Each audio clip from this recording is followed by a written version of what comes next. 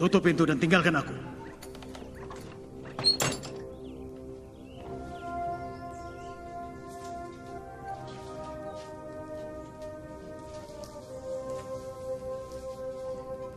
Hai Yusuf. Lihat aku. Tatap mataku. Apakah kau lakukan hal itu? Tidak. Aku telah memberimu kuasa atas keluargaku dan mempercayakan rumah tanggaku. Aku patuh dan mengabdikan diriku, dan aku tidak pernah mencoba mengkhianati kepercayaan tuanku. Aku adalah kepala pengawal istana Firaun. Aku punya orang-orang yang sangat patuh pada setiap perintahku. Mereka bisa naik atau turun karena kata-kataku.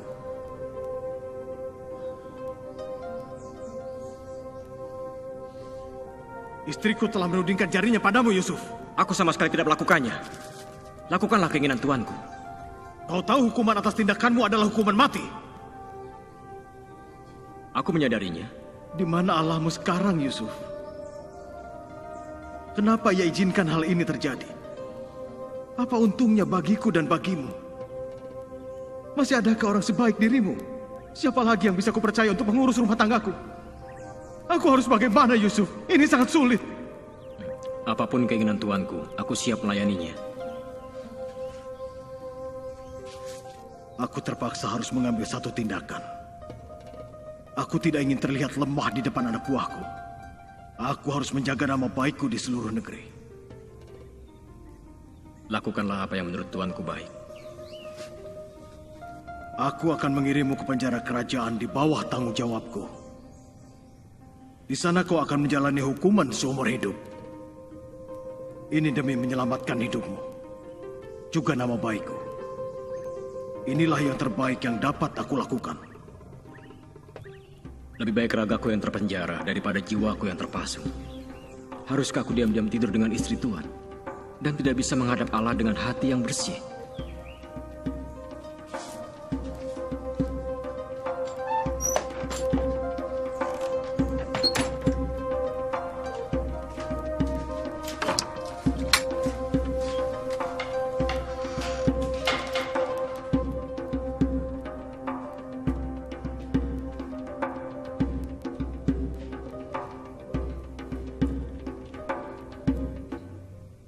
Allah, nenek moyangku, Engkaulah pencipta langit dan bumi, yang mengasihiku jika aku bertindak adil kepada siapapun, bahkan dalam penjara ini.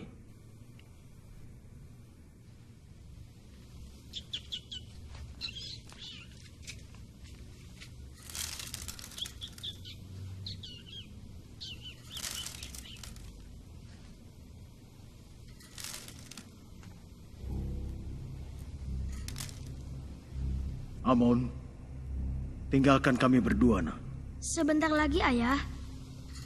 Kau juga, Suti. Keluarlah.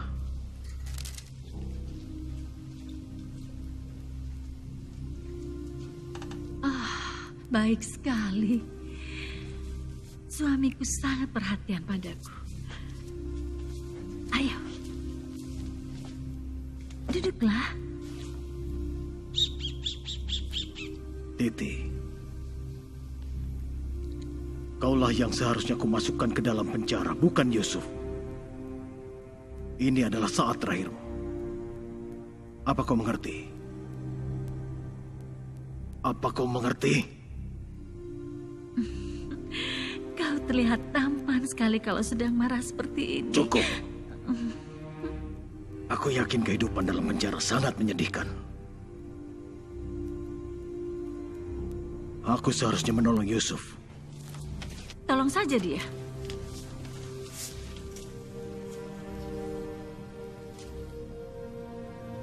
Bagaimana bisa aku mendapatkan Yusuf yang lain? Bagaimana? Suti! Suti! Aku belum selesai. Ayo lanjutkan lagi.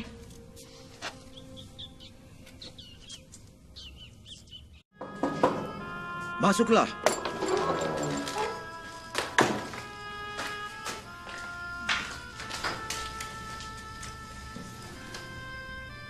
Tinggalkan kami berdua. Pergilah kalian.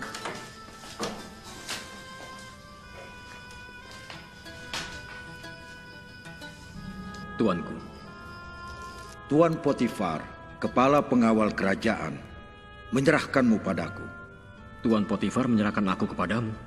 Tuan Potifar telah memerintahkan agar kau menjadi penanggung jawab semua tahanan dan semua urusan dalam penjara. Aku, tuanku? Ya, orang yang memiliki bakat luar biasa sepertimu akan menjadi sia-sia jika tetap tinggal di penjara yang suram ini. Sekarang kau bertanggung jawab langsung terhadap perintah dari Potifar. Dengan pertolongan Allah. Meskipun begitu, ingat, kau masih tetap seorang tawanan. Sikap lunak Potifar terhadapmu yang sama sekali tidak kau duga memperlihatkan rasa hormatnya padamu atas semua yang telah kau lakukan. Meskipun itu tidak dapat mengeluarkanmu dari penjara. Tapi aku akan memberimu kebebasan, walau dibatasi dinding ini, jika kau mau bekerja keras. Aku berdoa agar hanya Allah saja yang menyediakan semua kebutuhanku. Dan memberikan aku kekuatan untuk mengerjakan tugas-tugas dan tanggung jawab yang diserahkan kepadaku. Sepertinya kau harus banyak-banyak berdoa kepada Allahmu, Yusuf.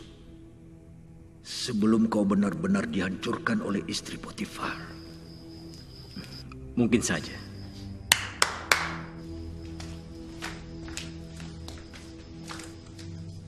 Mulai sekarang ini, Yusuf akan mengelola semua urusan penjara kerajaan. Ini perintahku. Baik, tuanku. Sekarang pergilah. Pergilah, Yusuf. Kau punya banyak tugas yang harus diselesaikan.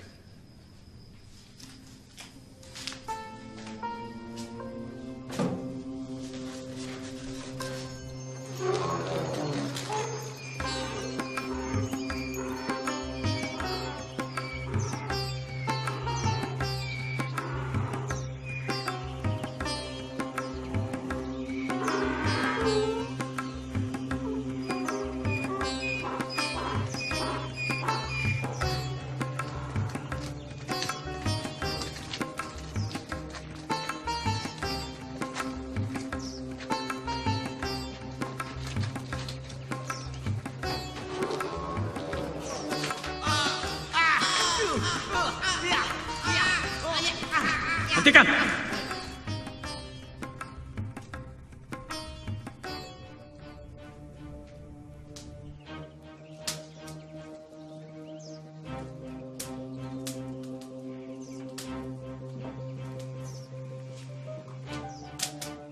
Assalamualaikum. Waalaikumsalam. Aku ingin makan siang siap 1 jam lagi. Baiklah, akan kami siapkan, Tuan.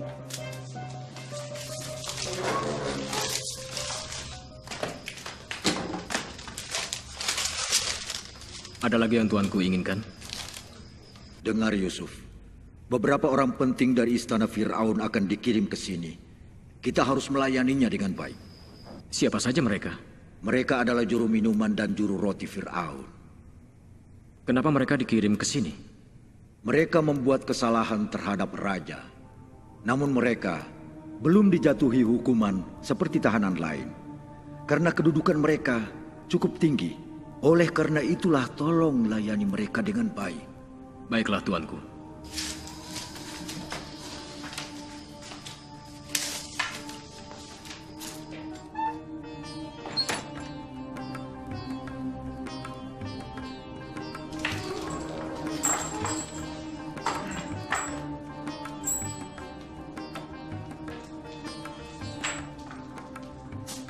Namaku adalah Yusuf. Tawanan Tuan Potifar. Iya, benar. Apa kau orang yang telah mengganggu istri Potifar? Berani sekali kau melakukan itu. Ya, Potifar seharusnya telah menghukum mati berandalan sepertimu. Kau telah mengkhianati kepercayaan tuanmu, rumah tangga, dan keluarganya. Tidak. Sebaiknya kalian jaga baik-baik ucapan kalian. Yusuf adalah penanggung jawab semua urusan dalam penjara ini. Baiklah. Kami tidak akan tinggal lama di sini. Aku adalah juru minuman kerajaan. Aku juru roti kerajaan. Kami tidak akan lama tinggal di sini. Aku yakin itu. Ini hanya sebuah kesalahpahaman kecil. Tuan-tuan, aku adalah pengelola tata tertib dan kebersihan di sini. Aku siap melayani tuan-tuan. Kandang kotor ini, apanya yang bersih? Kau pikir siapa dirimu sebenarnya? Setiap orang memiliki nasibnya sendiri, bahkan dalam penjara ini. Ia adalah penafsir mimpi. Kuberitahu, dengar, dia adalah Tuhan di sini, di dalam penjara kerajaan ini. Sebaiknya kita hormat padanya, dia yang akan melayani kita.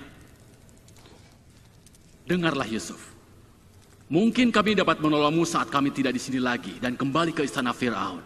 Walau bagaimanapun orang ini tidak akan dibebaskan.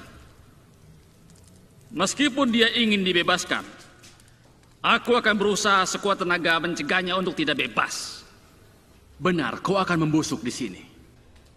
Potifar memang sahabat yang baik. Namun di sisi lain, dia juga musuh yang ditakuti. Allah akan menjagaku untuk bertanggung jawab atas semua yang kulakukan. Dan yakinlah, aku akan melayani Tuhan sekalian dengan sekuat tenaga dan juga kemampuanku.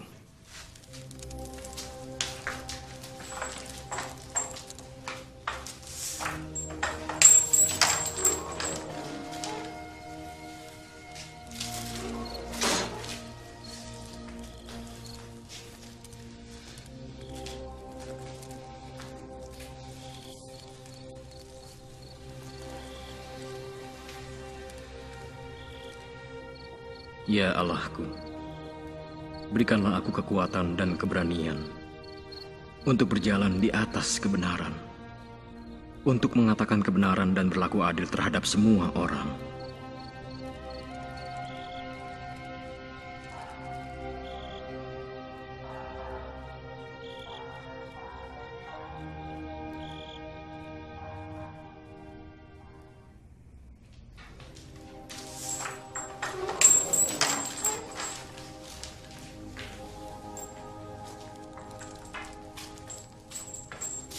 Selamat siang, tuan-tuan. Selamat siang juga, Yusuf.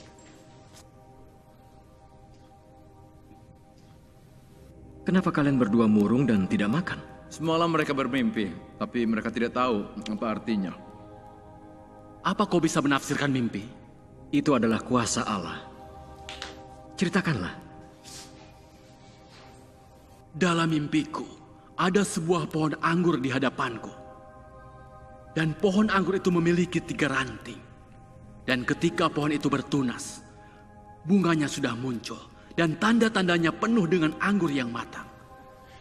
Dan cawan Fir'aun ada di tanganku. Kemudian anggur itu kuambil dan kuperas ke dalam cawan Fir'aun. Lalu kuberikan lagi ke tangannya.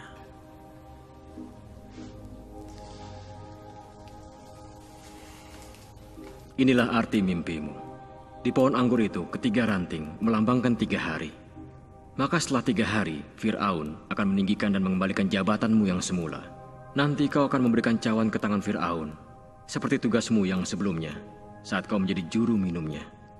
Aku berharap penafsiranmu ini benar, dan aku akan memberimu hadiah. Tidak ada yang mustahil bagi Allah. Dan inilah mimpiku, Yusuf. Dalam mimpiku itu, aku membawa 3 bakul roti di atas kepalaku.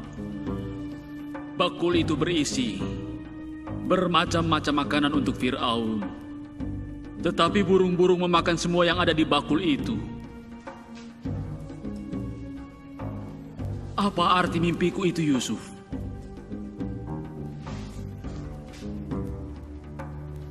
Katakanlah padaku. Jangan paksa aku mengatakannya. Aku memerintahkanmu menafsirkan mimpiku. Aku tidak ingin kau marah kepadaku. Aku tidak akan marah. Aku janji. Ketiga bakul itu artinya adalah 3 hari. Dalam waktu 3 hari, Fir'aun akan meninggikanmu tinggi ke atas. Kemudian menggantungmu pada sebuah tiang. Dan burung-burung akan memakan dagingmu. Benarkah itu? Ini adalah pertanda buruk.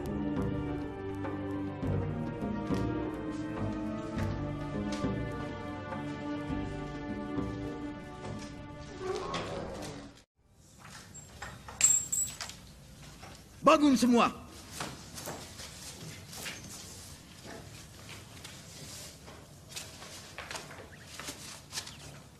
hari ini adalah hari ulang tahun Raja Fir'aun.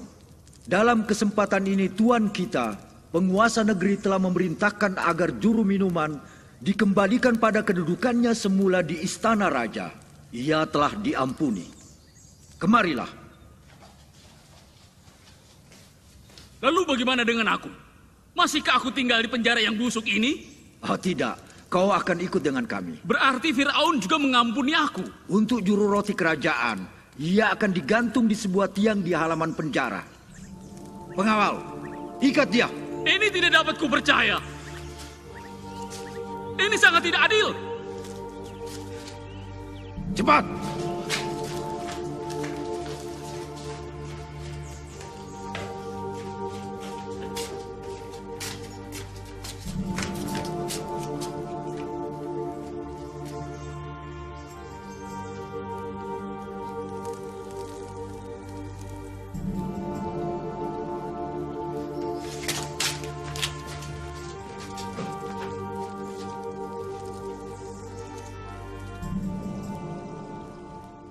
Hai juru minuman, beri aku minuman. Baik yang mulia. Dan untuk para penasihat kerajaan, karena kalian tidak bisa menafsirkan mimpiku, aku akan memanggil seseorang yang bisa melakukannya. Silahkan yang mulia.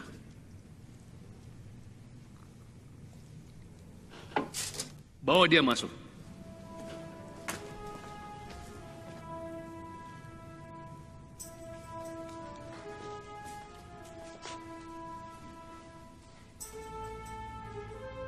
Benarkah ini orang yang kau ceritakan padaku itu?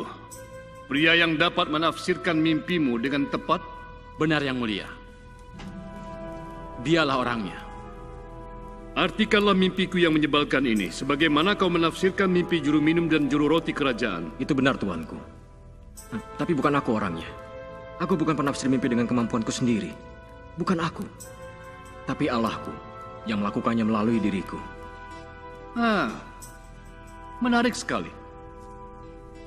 Aku sadar akan ada hukuman jika aku salah menafsirkannya. Terlebih lagi pada saat ini aku sedang berada di hadapan Tuanku dan menafsirkan mimpi Tuanku.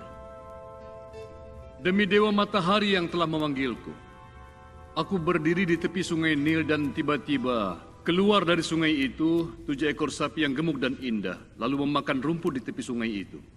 Kemudian ada juga 7 ekor sapi yang lain, yang buruk dan kurus badannya keluar dari dalam sungai Nil itu. Ketujuh sapi yang buruk dan kurus badannya itu memakan ketujuh ekor sapi yang indah dan lebih gemuk itu. Lalu aku pun terbangun. Setelah itu aku tertidur lagi dan ada mimpi yang kedua. Aku lihat ada satu tangkai 7 bulir gandum yang berisi dan baik. Tetapi kemudian muncullah 7 bulir gandum yang kurus dan kering oleh angin timur, dan bulir yang kurus dan kering itu menelan habis ke-7 bulir yang baik dan berisi tadi. Lalu aku pun terbangun dari mimpiku. Dapatkah kau menafsirkan apa arti dari semua mimpiku itu? Yusuf, tafsirkanlah mimpi ini kepada Raja Fir'aun. Yang mulia Raja Fir'aun, aku tidak bisa menafsirkan mimpi itu. Hanya Allahku yang dapat memberikan arti yang tepat dari mimpi-mimpi Tuanku.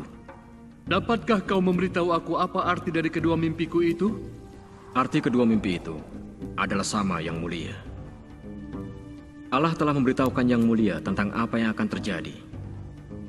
Ketujuh ekor sapi yang gemuk dan ketujuh bulir gandum yang baik itu artinya akan datang 7 tahun masa kelimpahan di Mesir. Kedua mimpi itu memiliki arti yang sama. Ketujuh ekor sapi yang kurus badannya dan ketujuh bulir gandum yang kering oleh angin timur, itu artinya 7 tahun masa kelaparan yang sangat hebat yang datang setelah 7 tahun masa kelimpahan tadi. Allah yang Maha Agung dan Tinggi telah memperlihatkan kepada Tuhan apa yang Dia lakukan. Akan datang 7 tahun kelimpahan di seluruh tanah Mesir ini. Dan kemudian akan datang 7 tahun kelaparan yang hebat. Dan akhirnya, seluruh kelimpahan Mesir akan dilupakan. Karena masa 7 tahun kelaparan itu akan segera mengkurus keringkan negeri ini sampai habis. Mengapa kedua mimpiku itu sama? Akankah hal itu terjadi selama 14 tahun? Sesungguhnya, kedua arti mimpi itu sama. Kalau begitu, apa yang Allahmu ingin aku lakukan? Sebaiknya Yang Mulia mencari seseorang yang berhikmat dan bijaksana, lalu mengangkatnya untuk berkuasa di tanah Mesir. Untuk mengumpulkan 1/5 dari seluruh hasil 7 tahun yang penuh dengan masa kelimpahan itu. Pengawal, bawalah Yusuf. Bagaimana menurut kalian, para penasehatku? Yang Mulia Firaun, menurutku jangan dengarkan anak itu. Aku tidak akan mendengarkan dia. Karena takkan pernah terjadi kelaparan di negeri ini. Itu tidak mungkin terjadi. Mustahil Sungai Nil menjadi kering. Benar, Sungai Nil tidak akan kering. Sama seperti matahari yang tidak akan berhenti bersinar, Sungai Nil akan terus mengalir. Semua tanaman dapat dialiri air Sungai Nil. Jadi sangat mustahil akan ada kekeringan yang panjang. Tuanku, aku setuju dengan pendapatnya. Lihatlah betapa tenangnya dia menjawab pertanyaanku. Dia tidak berlebih-lebihan saat bicara. Juga tidak mencoba merangkai kata-kata indah untuk menutupi hal-hal yang buruk. Dia berbicara dengan lemah lembut dan rendah hati dan selalu memuji Allah penciptanya. Dia pria yang sangat bijaksana. Dia tahu bagaimana menundukkan kepalanya di hadapan para petinggi kerajaan. Dia orang yang pantas diberi kuasa karena ia akan selalu bertindak bijaksana. Dan kemudian mengembalikan semuanya padaku seperti apa adanya. Yang Mulia, apa keuntungan yang bisa Tuan peroleh dari orang asing ini? Dia tahanan, orang miskin. Apa untungnya, Tuanku? Aku beritahu pada kalian, aku mengenal betul siapa Yusuf. Anak muda ini telah memberiku pemikiran yang tidak bisa aku tolak. Pada akhir tahun ke-7, semua lumbung-lumbungku akan terisi penuh. Entah nantinya bencana kelaparan terjadi tahun ke-7 atau tidak, semua lumbung gandumku telah siap untuk menanggulangi dan menyediakan seluruh kebutuhan negeri ini. Aku tidak senang dengan keadaan ini. Kalian tentu tidak akan senang karena aku menetapkan Yusuf sebagai penguasa di tanah Mesir ini. Lakukanlah apa yang baik menurut Yang Mulia. Di mana lagi kita menemukan seseorang seperti Yusuf yang memiliki roh Allah?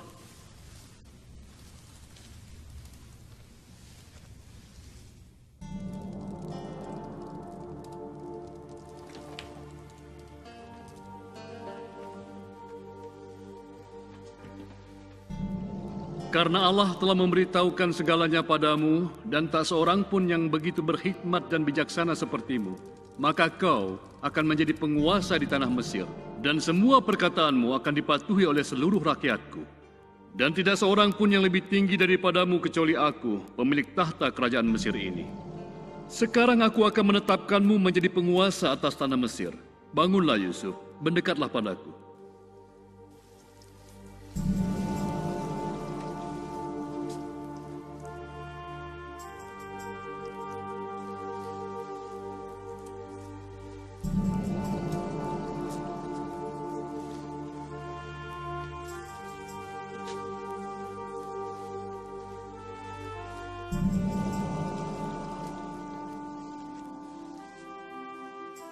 Aku Fir'aun Raja Mesir menetapkan di seluruh tanah Mesir tidak seorang pun boleh mengangkat tangan atau kakinya tanpa perintah dari Yusuf.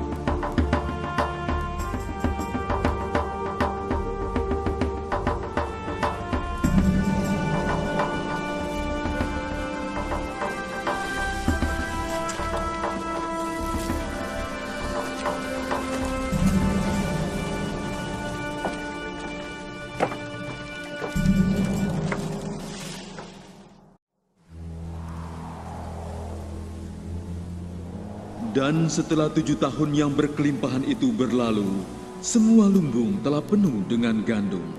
Maka 7 tahun kekeringan itu pun mulai. Hujan tidak turun dan ketinggian air Sungai Nil menurun, sehingga tidak bisa lagi mencapai saluran-saluran irigasi tanaman.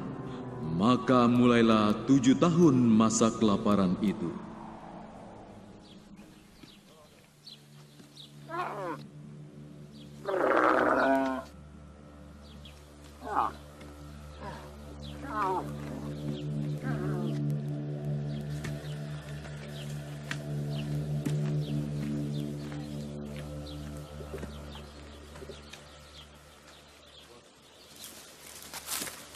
Ayah. Ayah. Apa? Kami akan mengadakan pertemuan antar saudara untuk membicarakan persediaan gandum kita yang semakin menipis. Musim kering melanda negeri ini, Ayah. Jangan buang-buang waktu dengan pertemuan itu. Gandum sangat berlimpah di Mesir. Pergilah ke Mesir dan belilah bahan makanan di sana. Siapa yang akan ke sana? Ajak semua saudaramu. Perjalanan ke Mesir sangat berbahaya. Jika kalian bersama, tidak akan ada yang berani mengganggu kalian. Aku akan memberitahu mereka. Kecuali Benyamin. Dia harus di sini menemani ayah. Ayah tidak mau dia celaka. Aku akan bertanggung jawab menjaganya, Ayah. Ayah tidak mau kehilangan anak bungsu Rahel. Oh, baiklah, Ayah. Akan ayah persiapkan semua kebutuhan pada masa sulit dan bekal kalian selama dalam perjalanan. Cepatlah, pergilah kalian ke Mesir dan dapatkan bahan makanan untuk kita semua.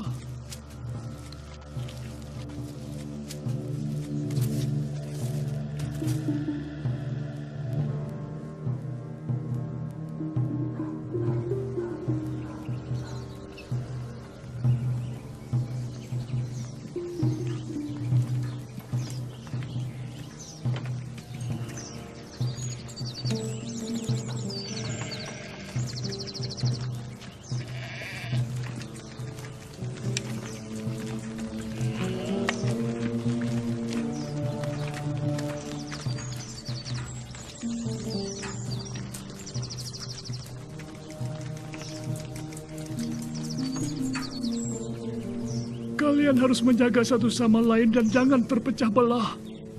Jadilah seperti seikat sapu lidi yang terikat kencang. Bila ikatan sapu lidi itu longgar, akan sangat mudah bagi orang lain untuk memecah kalian satu persatu.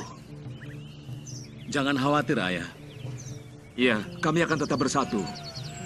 Kemarilah Yehuda. Terimalah ini Putra Lea, uang ini untukmu dan saudaramu.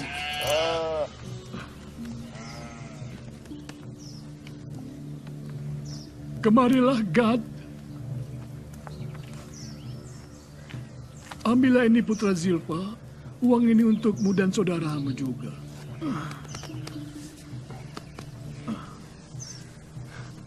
Kau juga Dan, kemarilah.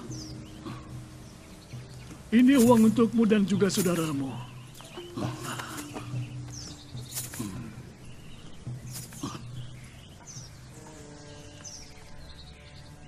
Semoga Allah menyertai perjalanan kalian. Ia akan selalu mengawasi kalian. Selamat jalan semua.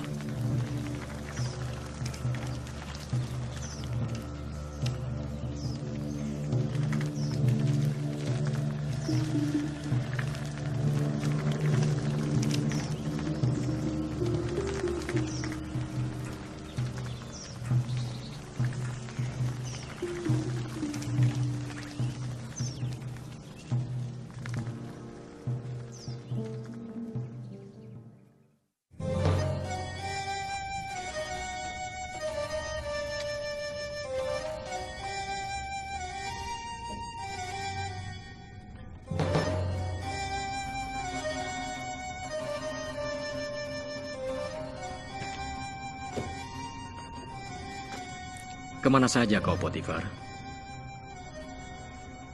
Aku takut Tuan Menteri akan marah padaku. karena Tuhan berkuasa untuk bertindak apapun padaku. Apa yang dapat kulakukan untukmu? Tak pantas aku mendapat belas kasihanmu. Aku bisa menyelamatkan nama baik keluargaku karena kuasamu, Tuanku Menteri. Allah mengetahui segalanya, dan Dia tahu niat hati kita. Jalan Allah adalah petunjuk bagi kita. Aku takut kalau Tuhan ingin membalas dendam kepadaku. Maafkan aku. Tuhan meminta maaf.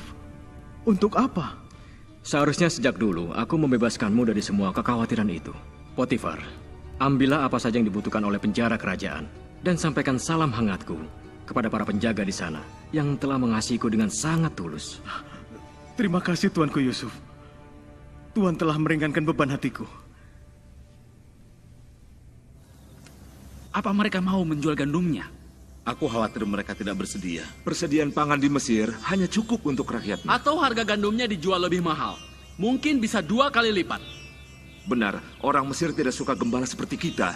Tapi mereka tidak benci uang, kan? Bukankah kita punya uang?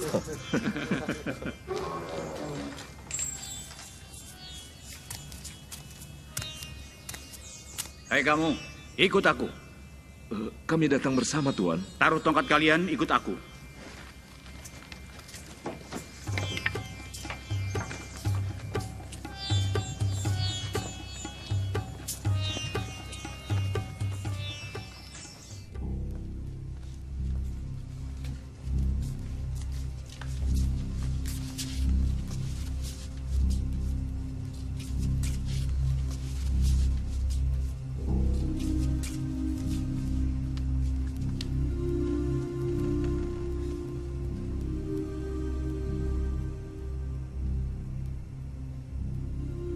Berdirilah.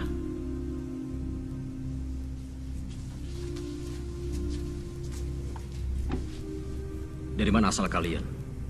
Dari tanah Kanaan. Kami datang untuk membeli makanan. Kalian adalah mata-mata. Kalian datang kemari untuk mengintai di mana negeri ini tidak dijaga dengan ketat. Tidak, Tuanku. Kami datang hanya untuk membeli bahan makanan. Kenapa kalian datang beramai-ramai? Kami semua adalah anak-anak dari satu ayah. Tapi kami bukan mata-mata. Kami orang jujur. Kami hamba-hambamu. Bukan, kalian datang pasti ingin mengintai kami. Tidak, Tuanku. Kami 12 bersaudara dari seorang ayah di tanah Kanaan. Yang bungsu ada bersama ayah kami, dan seorang lagi sudah tidak ada. Sudahlah, seperti yang sudah kukatakan, kalian pasti mata-mata. Siapa yang akan percaya dengan cerita kalian? Cerita seorang ayah dengan ke-12 anaknya. Kalian harus bisa membuktikan itu kepadaku. Bahwa ucapan kalian benar. Demi hidup Fir'aun, kalian tidak akan pergi dari sini sampai kalian membawa saudara yang bungsu itu ke sini. Salah seorang dari kalian harus menjemput adikmu itu. Pengawal, penjarakan mereka semua. Dengarlah, Tuanku. Ayah kami menikahi 4 perempuan. Percayalah kami orang jujur, Tuanku. Sungguh kami tidak bersalah. Kalian pasti akan segera mengerti.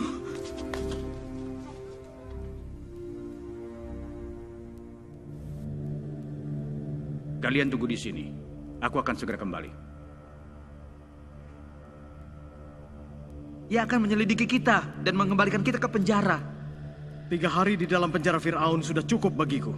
Tapi akuilah, makanan di dalam penjara juga enak. Aku tidak ingin makanan. Aku ingin kebebasan.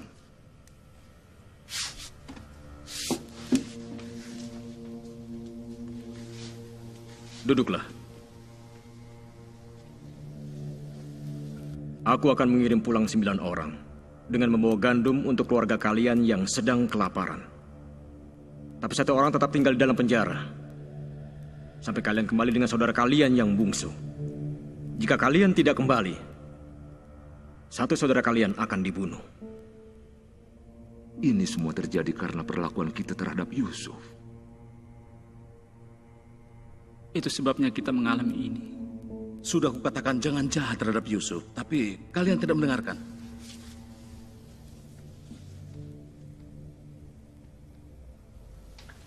Tangkap orang itu dan masukkan dia ke penjara. Simeon! Kenapa harus aku? Aku ingin kalian pergi dengan membawa gandum.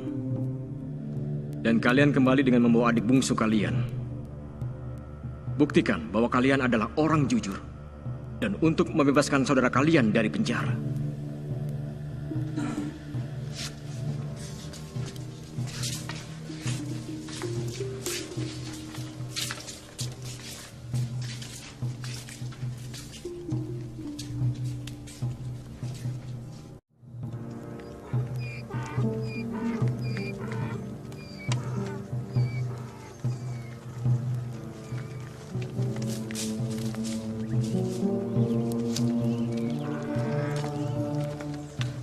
Aku tidak sanggup berjalan lagi.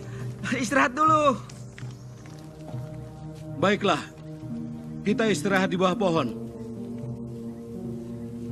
Kita ikat dulu semua keledai ini dan turunkan beban dari punggungnya.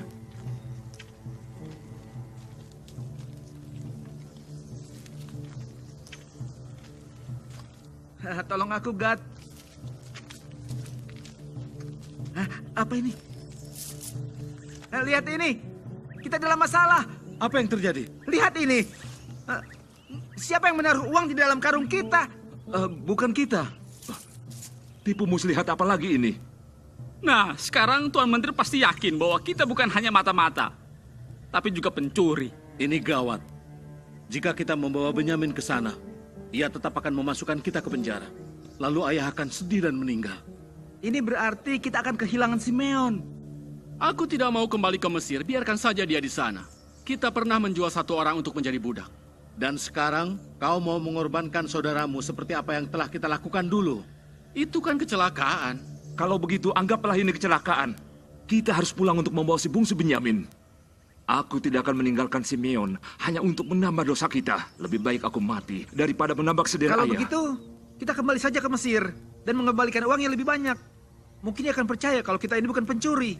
Hanya itu yang bisa kita lakukan.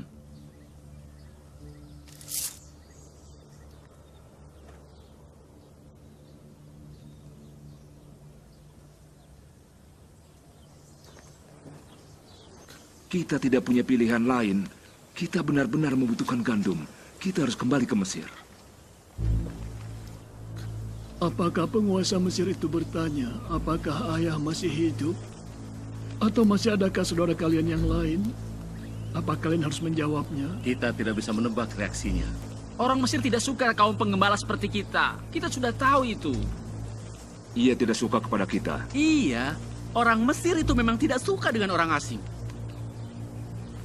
Izinkanlah kami membawa Benyamin agar kami dapat membawa pulang Simeon dan beberapa karung gandum. Haruskah ayah kehilangan Benyamin juga? Aku yang akan bertanggung jawab atas keselamatan Benyamin. Peganglah kata-kataku ini, ayah.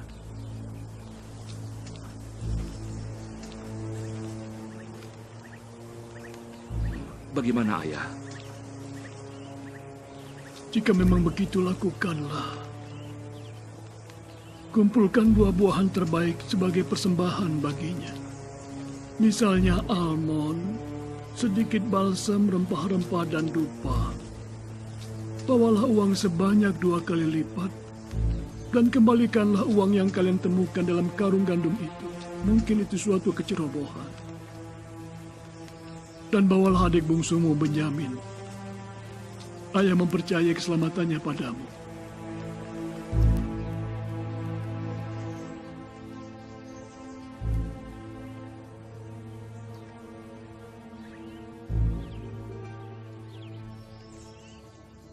Semoga Allah yang Maha Kuasa akan berbelas kasihan kepada kalian di hadapan orang Mesir itu. Lalu ia akan membebaskan saudaramu Simeon dan saudara bungsumu Benyamin. Tapi jika itu tidak terwujud, maka berarti akhir dari kehidupan ayah.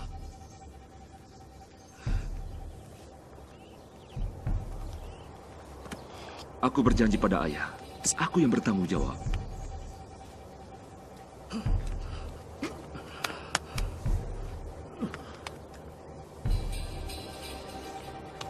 Semoga Allah menyertai.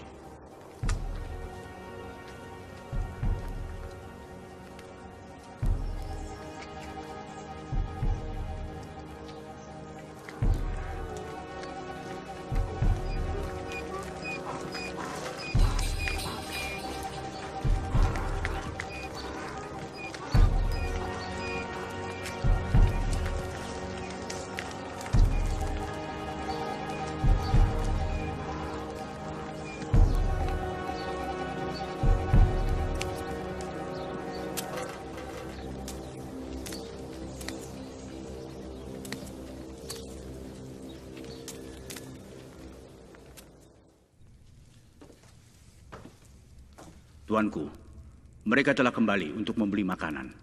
Sepertinya mereka telah membawa serta saudara bungsunya. Bawalah mereka masuk ke ruanganku. Aku ingin menghabiskan waktu dengan mereka. Siapkanlah sebuah pesta. Mereka semua akan makan siang bersamaku. Baiklah, Tuanku.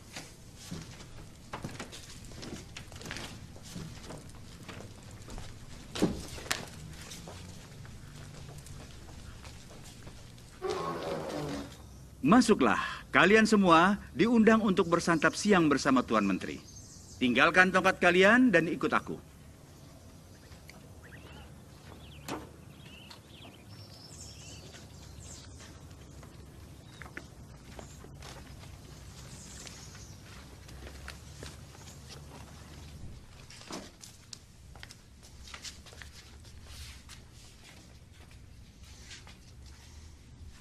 Tunggu saja di sini. Aku akan segera kembali.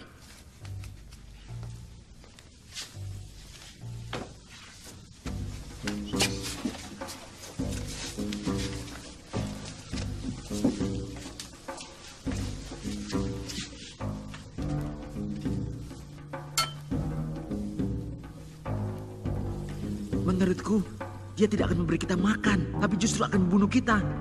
Atau dia akan menjebloskan kita ke penjara. Ini pasti karena uang yang ada di dalam karung kita. Atau mungkin saja dia akan datang membawa banyak pengawal untuk menyerang kita semua. Mungkin juga mereka butuh banyak budak. Dan kita akan berubah dari penggembala yang bebas menjadi budak di istana Firaun. Diamlah, mereka bisa mendengar kita. Mengapa pengawal istana itu meminta persembahan yang kita bawa untuk menteri itu? Mungkin untuk diperiksa dulu sebelum menteri itu memakannya. Atau mungkin untuk mereka makan sendiri. Ya, dimakan ataupun diuji. Yang terpenting adalah kita semua harus pulang dengan selamat ke Kanaan. Maaf, kami telah melibatkanmu, Benyamin. Kita harus kembalikan Benyamin kepada ayah. Dan setidaknya satu di antara kita harus selamat. Aku memilih Benyamin kembali pada ayah. Bagaimana mengenai Simeon? Kita tidak boleh meninggalkannya. Kita semua harus selalu bersama. Itu prinsip kita. Ingat perumpamaan ayah kita Yakub tentang satu ikatan sapu lidi yang diikat erat, yang tak mudah dicerai beraikan. Tapi kita tidak dapat mengubah keadaan ini. Fir'aun bisa dengan mudah menemukan kita jika kita kabur. Semua menteri akan melaksanakan semua perintahnya dan semua pengawal akan menangkap kita bahkan pada hari kita melarikan diri. Aku setuju dengan Asher. Kita harus tetap di sini. Ya, kita harus selalu bersama-sama. Aku takut. Tenanglah, Benyamin. Saudaraku, Simeon.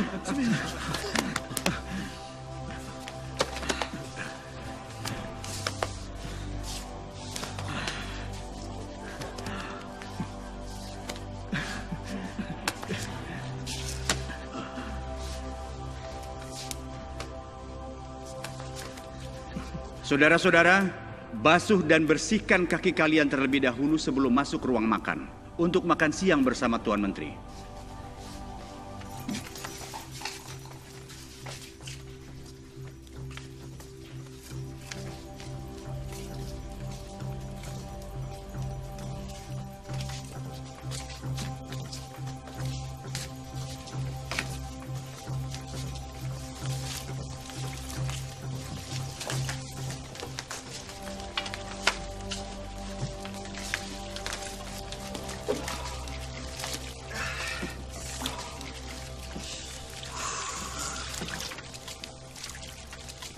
Tuanku, ini pertama kalinya kami datang untuk membeli bahan makanan. Itu maksud kedatangan kami, Tuanku. Kami bukan mata-mata, kami hanya gembala, Tuan. Kami memang tidak perlu dihargai oleh kalian, karena kami memang orang Kanaan. Kami pasti membayar apa yang telah kami beli. Dan mengembalikan uang itu. Kami tidak tahu kenapa uang itu ada di dalam karung gandum kami, Tuan. Kami orang jujur, Tuanku. Kami tahu bahwa kami harus membayar gandum yang kami beli. Kami bawa uang sendiri. Mungkin Allah nenek moyang kalian yang memberikan barang-barang berharga dalam karung-karung kalian. Hal itu mungkin saja terjadi jika Allah kalian selalu menyertai kalian kemanapun kalian pergi. Dan Tuan Menteri akan segera masuk ruang makan. Sekarang siapkanlah diri kalian. sebelum makan bersama Tuan Menteri, aku akan segera mengantar kalian ke sana. Tuan, ayah kami memberi persembahan untuk Tuan Menteri. Tapi para pengawal telah mengambilnya dari kami sebelum masuk ke ruangan ini, Tuan. Jangan khawatir. Persembahan kalian pasti sampai ke Tuan Menteri. Sekarang ikuti aku.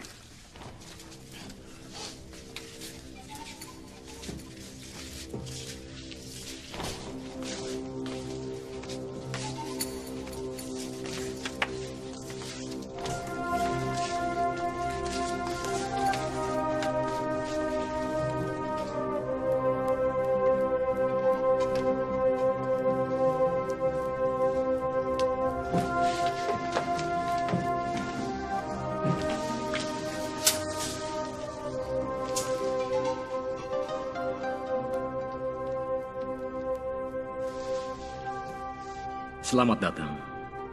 Semoga Allah memberkati kebersamaan kita. Berdirilah.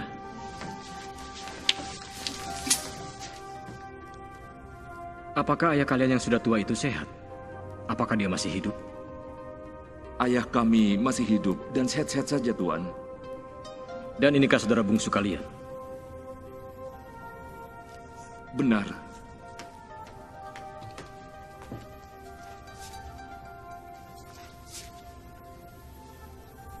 Semoga Allah memberkatimu, nak.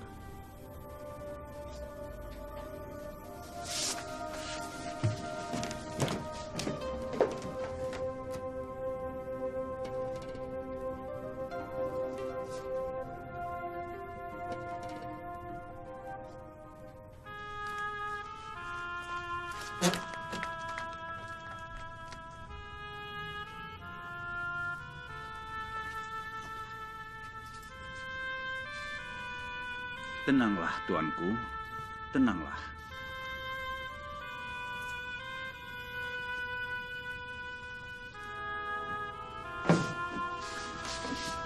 Saudara-saudara, sekarang waktunya kita makan. Silakan duduk.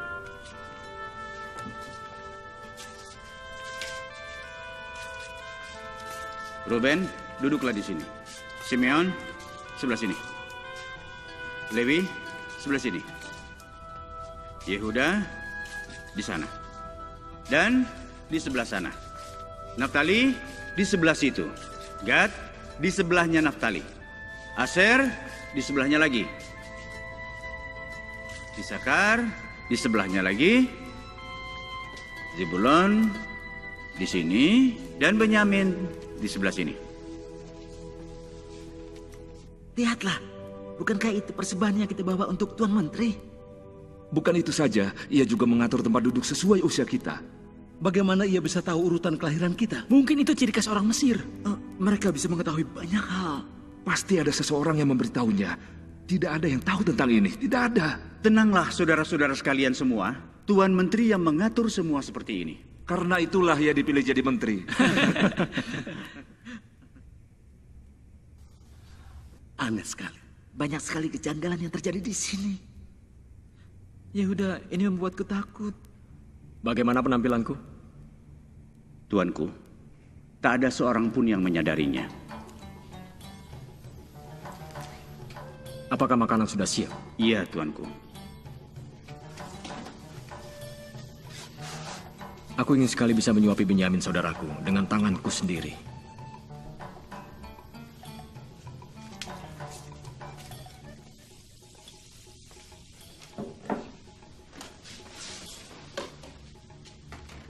Duduklah.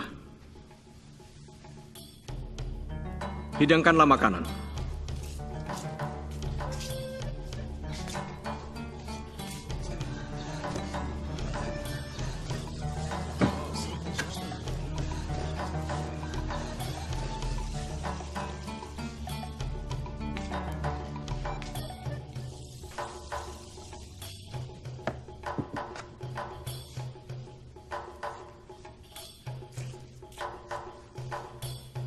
Makanlah, Benyamin.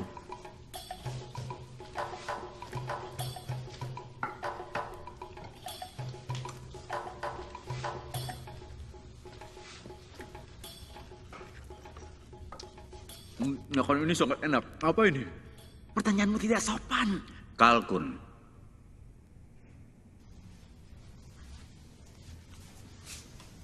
Dengarlah. Sepertinya aku harus kembali ke ruanganku dan kau susul aku ke dalam. Mengerti? Saudara-saudara sekalian, Yang Mulia Tuan Menteri harus pergi. Karena begitu banyak tugas yang harus diselesaikannya. Silakan nikmati makanan ini sepuas-puasnya sampai beliau kembali.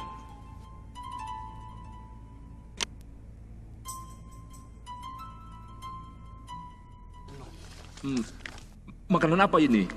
Itu adalah daging lembu. Lembu? Aku kira orang Mesir tidak makan daging lembu. Benar. Hanya disajikan untuk kalian semua. Makanan ini enak sekali. Kami makan burung dara. Oh. Aku permisi. Makanlah Isakar.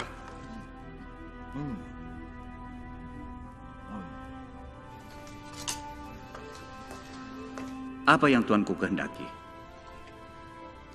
Aku ingin kau mengisi karung mereka dengan gandum sebanyak yang bisa mereka bawa. Dan masukkan juga uang mereka ke dalam kantongnya kembali. Dan taruhlah cawan pribadiku ini di dalam karung saudaraku yang paling bungsu, bersama dengan uangnya juga. Akan kulakukan perintah tuanku.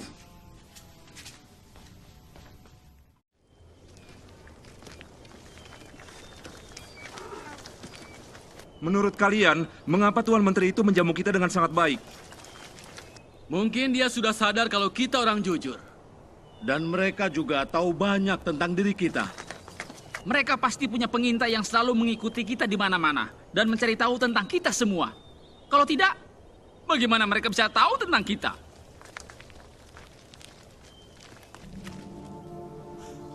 Perintahlah aku, Tuan.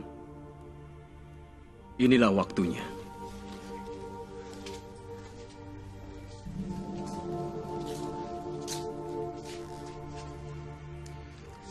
Tanyakan, mengapa mereka membalas kebaikan yang kuberikan dengan cara perbuatan jahat seperti ini?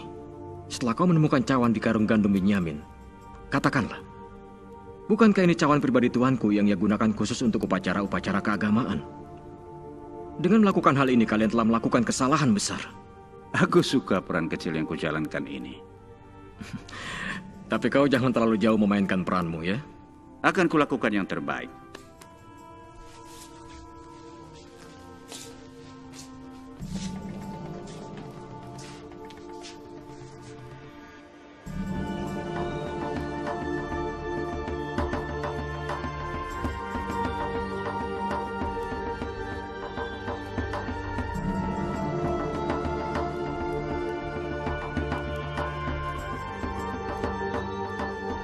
Mengapa kalian membalas kebaikan tuanku dengan kejahatan? Apa yang kau maksudkan? Kalian telah membuat tuanku malu di hadapan seluruh bangsa Mesir.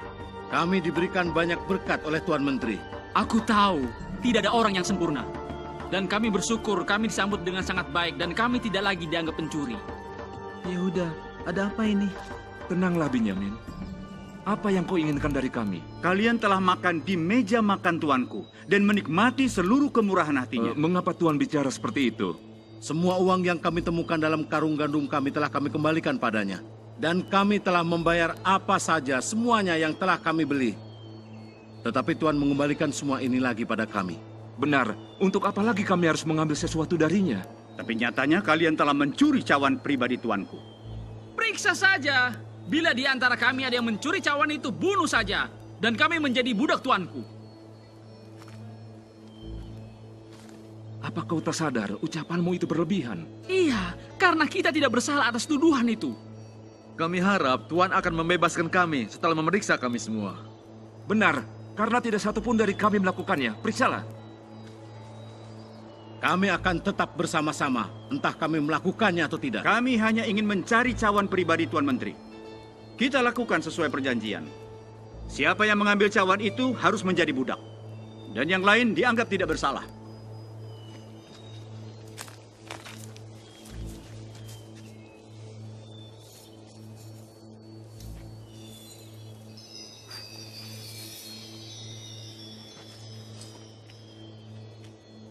Lihat ini. Tapi kami tidak mencurinya. Kalau begitu kita lawan saja. Diamlah, Dan. Ini pasti salah paham. Sungguh, kami tidak melakukannya. Kami sedang dalam perjalanan pulang. Kami tidak bersalah, tapi kami tidak akan melarikan diri. Kami akan kembali ke sana dan menghadap Tuan atas tuduhan ini. Benyamin, tenanglah. Aku bahkan tidak pernah menyentuhnya. Aku tidak tahu kenapa cawan itu ada di situ. Aku tahu. Semua akan baik-baik saja. Kami hanya ingin milik kami. Anak bungsu ini harus ikut dengan kami. Dan yang lain silahkan kembali menemui ayah kalian. Tidak bisa. Bagaimanapun kami harus pulang bersama. Kami tidak akan meninggalkan Benyamin. Kami tidak dapat menahan rasa malu jika kami meninggalkan saudara kami di sini. Terserah kalian. Ayo berangkat.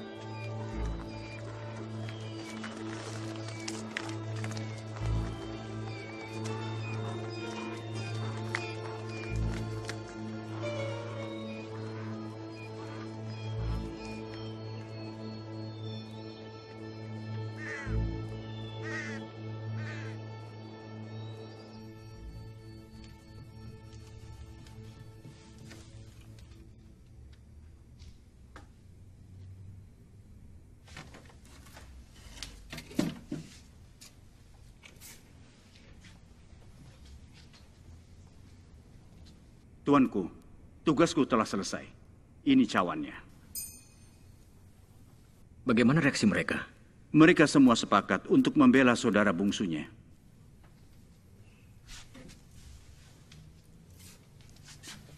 Aku akan memeriksanya. Mereka semua ada di ruang pertemuan.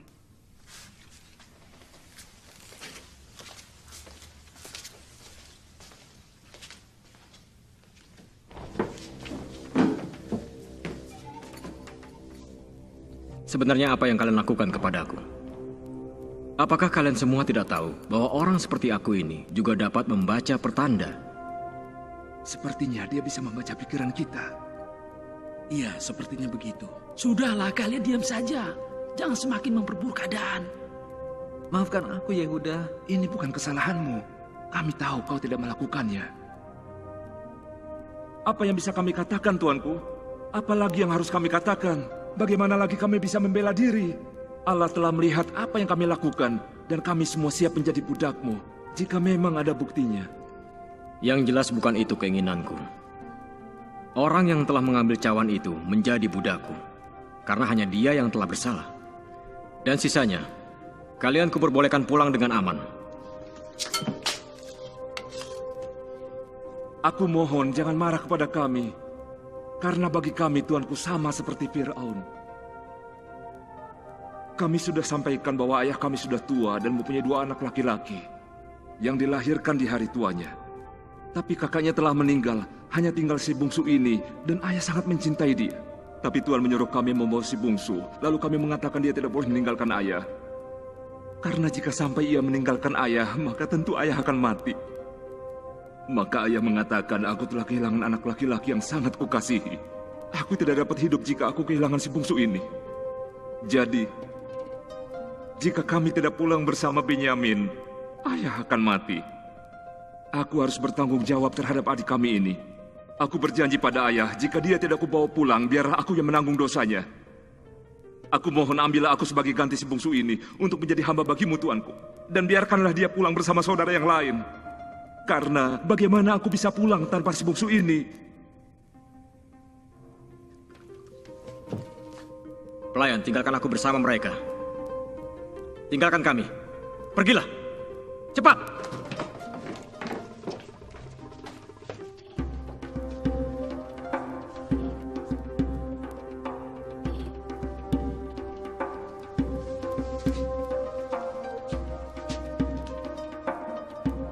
Kemarilah, Benyamin.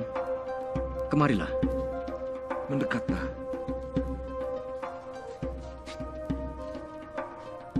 Kau tahu siapa aku sebenarnya? Menteri Negeri Mesir. Kau ingat jubah yang dipercikan dengan darah domba?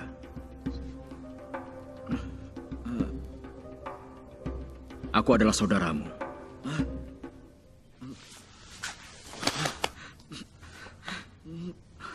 Saudara kita?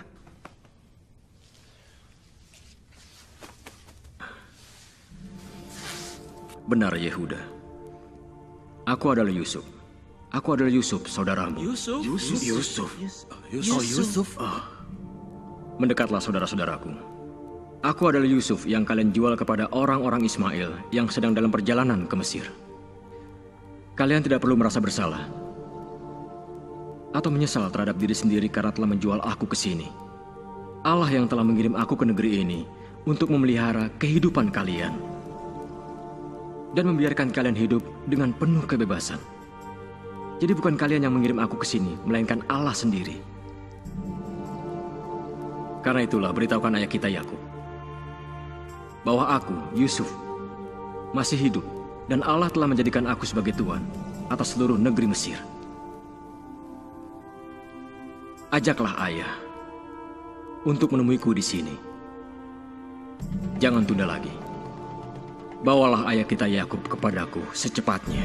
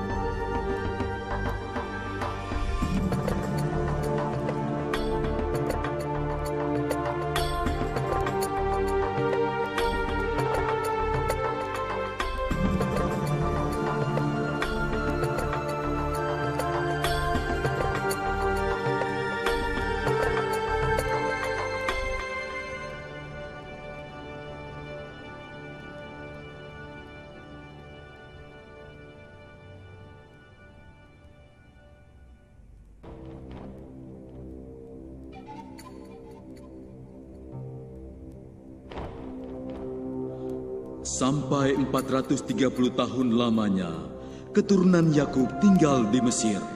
Fir'aun telah meninggal dunia dan Yusuf pun telah dilupakan orang. Dan para penggembala dari tanah perjanjian itu kemudian menjadi budak di tanah Mesir, menantikan Musa yang akan memimpin mereka pulang ke negeri leluhurnya, yaitu Kanaan.